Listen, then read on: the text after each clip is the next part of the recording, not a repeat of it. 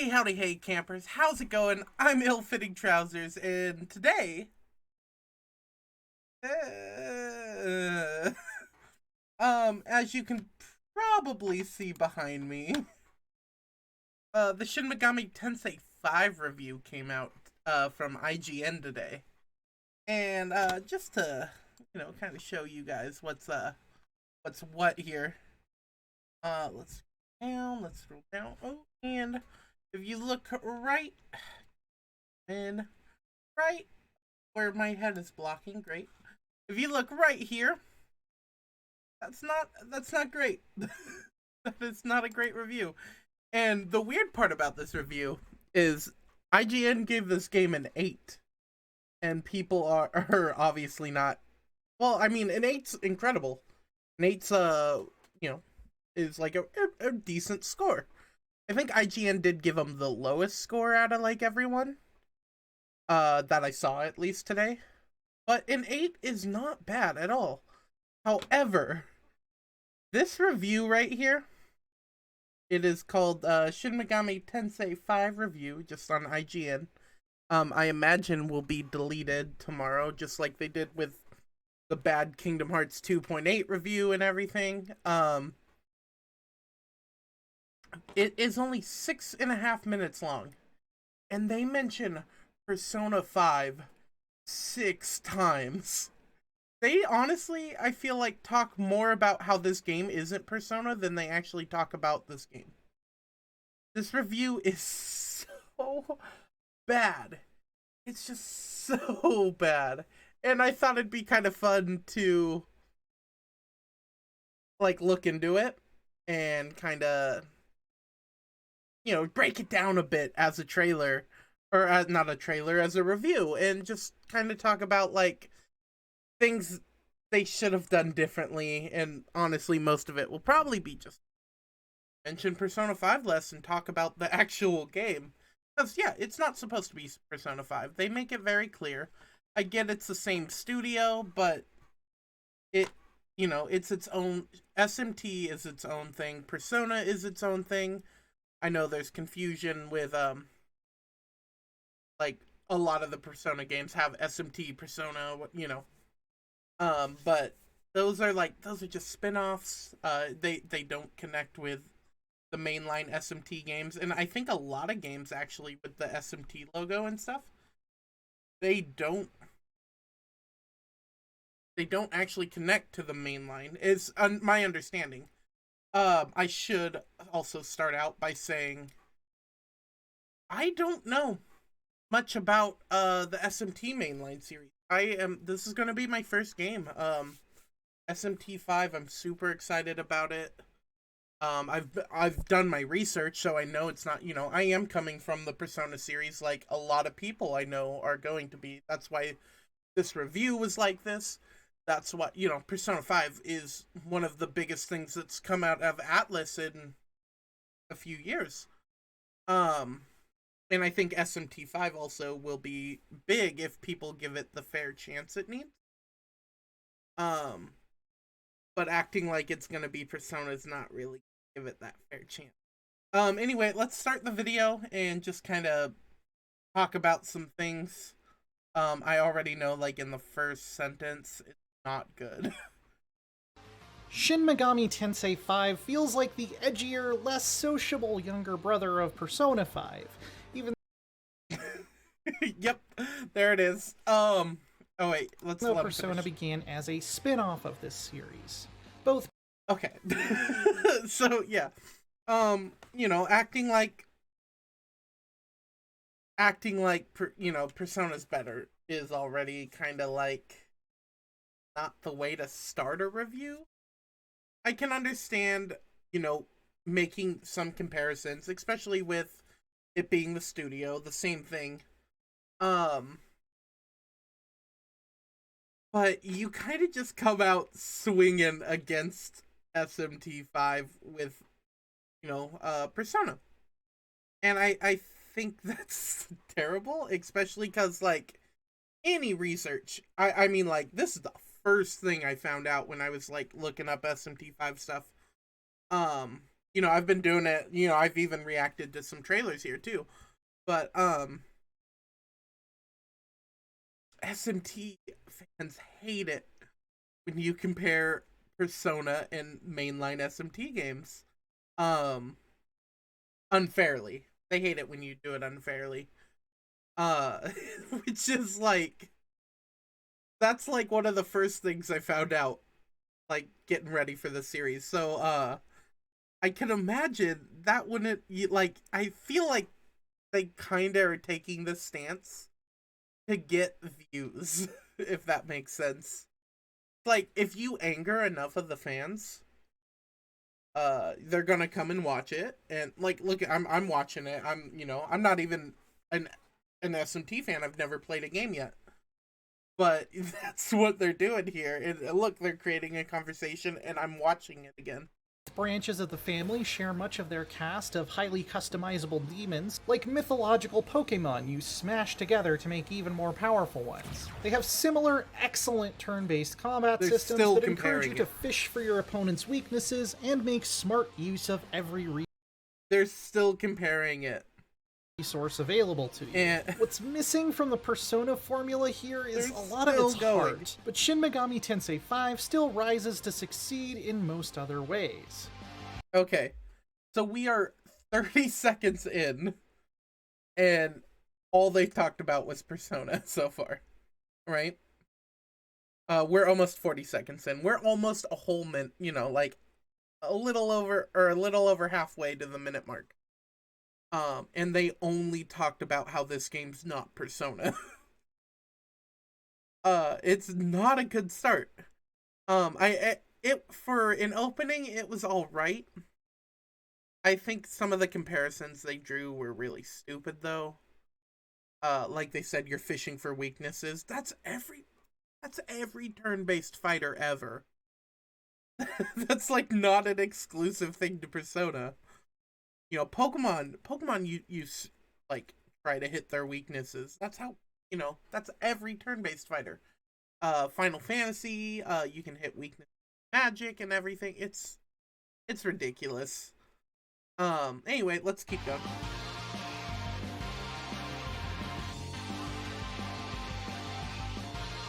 I'm gonna turn it up. The bulk of the action takes place across 4 expansive open areas of the Netherworld, though Atlas is only allowing us to show gameplay from the first of them for now. Each has a very distinct vibe, diverging from a central theme of surreal techno-religious weirdness. While you'll fight lots of intense battles, these locales also encourage exploration and even some tricky platforming to find all of the hidden Memon. These little red dudes who give you a currency you can use for miraculous bonuses to your whole party or to customize the protagonist. And customization is the main pillar of SMT5. Since there are no human party members who stay with you for the whole adventure, you'll build a rotating team of 3 demons at a time I like can all have their own strengths, I think weaknesses, this part and right special here tricks. is Fusing 2 or more demons into stronger ones is central to your progression. Explaining the you can also fusion's hoard really items smart, called because grimoires fusion's that let a little you continue confusing. powering up a couple specific demons. I'm gonna do it now too, but in Persona, the fusions could be a little tricky.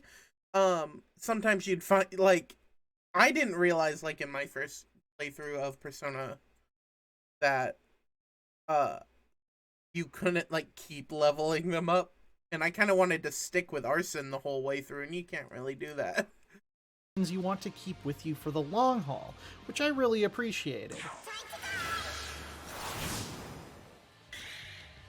Things really get interesting when you factor in the Essence system, though, which lets you teach skills from a different demon to an existing one, and even inherit their elemental resistances and weaknesses. Between fusion, miracles, and essences, it's possible to create some absurdly powerful and specialized teams that can take on almost any challenge. The way these systems interact isn't spelled out especially well, but I really enjoyed the gradual path to mastering them myself through trial and error. An experimental mindset is a huge plus in this. So, like, there's shadow and negotiation mastery is things. basically a necessity, unless you want to play on one of the easier difficulties. Shin Megami Tensei has a reputation for being a brutally difficult series, and I was able to see why.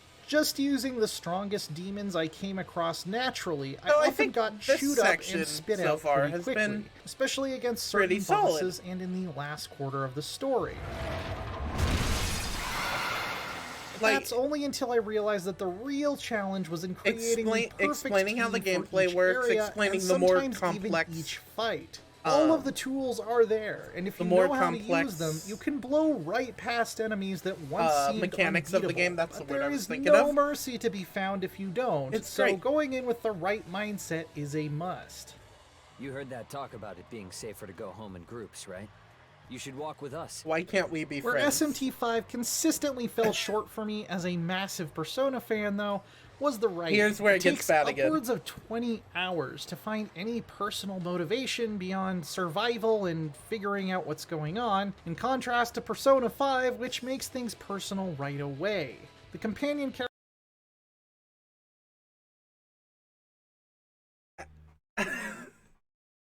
Okay, again, not an expert on this game. However, it's about, like, surviving this essentially apocalyptic event. And I think that's, like, all of them, I believe. Again, not an expert on the series. You know, it's not about making friends. You have no party members. It's about survival and winning and staying alive. That's kind of it. And I mean, I'm sure there's story mechanics throughout the game too. I'm not saying there aren't. I'm just saying it's not about the high school lovey-dovey fun experience. It's literally, it's basically, which this would be a fair comparison to Persona. It's basically the metaverse if it had a story. Like if the metaverse itself was like the whole story. And it, you know, the whole story. I guess that's not a good one. But it kind of is, you know, it's like, it is the combat-y. It's the grinding. It's the mechanic a lot of JRPG fans like, is the grinding and the fighting and the being the strongest they can be. And I think that's important to note when, you know, you're not sitting in a classroom and, like, answering questions to get your knowledge up, because that's not what this game is. characters are also very underdeveloped. You don't get to spend enough time with most of them for Again, one thing, they're not since they don't supposed to usually be. join you in battle. You run into them for a few minutes during cutscenes after many hours of adventuring, and none of them seem to have interesting backstories or even much of a character arc. They exist mostly as decoration on a story that cares much more about big concepts than people.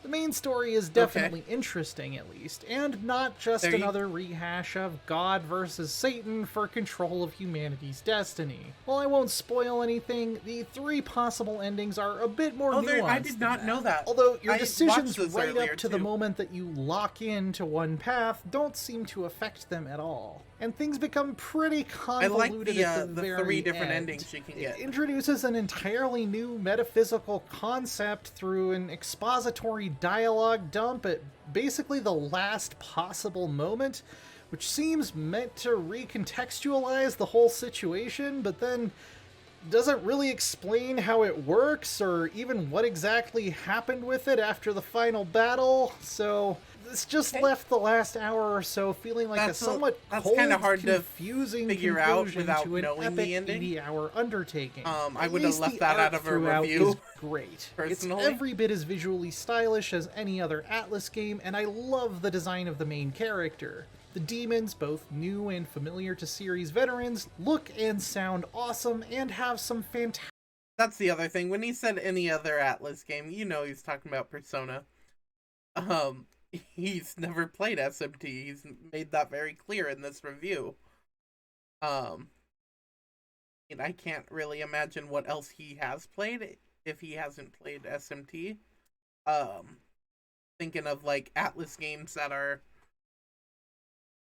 bigger, but yeah, I would say SMT would be. I honestly, I would say, I think, especially in the day and age we are right now, Persona is bigger than SMT, but that's just because they've had more new games lately, so like their reach is because of that. I think SMT, if they started pushing out some more games that were like big like this one, that would change. But right now I would say, yeah, Persona is bigger and it makes sense to draw those comparisons from Persona. But how you draw those comparisons matter. Fantastic, unique attack animations. The music is pretty good too, though it isn't even in the same league as Persona 5, I have to say. No, I mean, like, it's not supposed to be, I'm sure. You know, like, you don't want to get in a battle in here and it goes, baby, baby, baby. You know, like Persona 3 or like, you know, the combat music works well for, it works well for Persona. And I think this combat music, how he said it, makes me think it works well for this game. But it's not as good as Persona. You just had to throw another jab in there. It's like, was the music good or not? Like, you don't have to compare that music. That's the thing. You know, comparing music is also one of those things where it's like there's so many different genres and people love like a certain genre more than certain other genres. So that was kind of a dumb comparison, especially with the idea of Persona going through multiple different genres anyway. But this is supposed to be more combat-y, I feel like, than Persona's jazz or pop or rock like themes that they go for. I think only Persona 1 through 3 did that. But yeah, anyway. Again, from like a Persona, you know, I guess I'm coming from a Persona point of view. Because that's what I know, and I get that, but it's like this review has been like if I took Final Fantasy and I went, you know, like I don't like Final Fantasy because it doesn't follow these things that Kingdom Hearts does. Which is exactly that would be the closest case. You know, like Persona does take like the shadows or the demons and uses them, and that's kind of what their connection is. And that's about it in connection wise. You know, Kingdom Hearts also takes Final Fantasy characters, but they're not connected, you know. They exist in that world, but they aren't connected to the Final Fantasy. So that's kind of like the gist of their connection, and I encourage people to like, especially if you're looking to get in this series, it looks really good. It's really appealing and it's very pretty to look at. But do your research. I've done little research because I don't want to spoil stuff for me if I do want to go back to the other games. But I mean, like 2 minutes, I could tell you like this is not Persona and it never was supposed to be. Let's hear their verdict out real quick and then we'll go from there.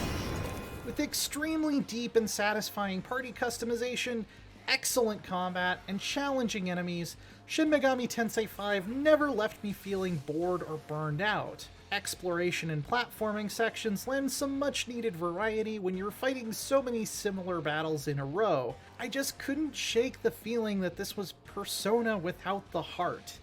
Without the unforgettable companion. That line is so many people off. That's how they're advertising like this review on Twitter. It's Persona without the heart. The heart of Persona is literally what makes Persona its own unique experience. It shouldn't have the heart of Persona. Like it's not supposed to be that. And it bothers me that people think it needs to be that. like Persona's great because it is unique. I'm sure SMT is great. Again, can't really speak from personal experience. I haven't played these.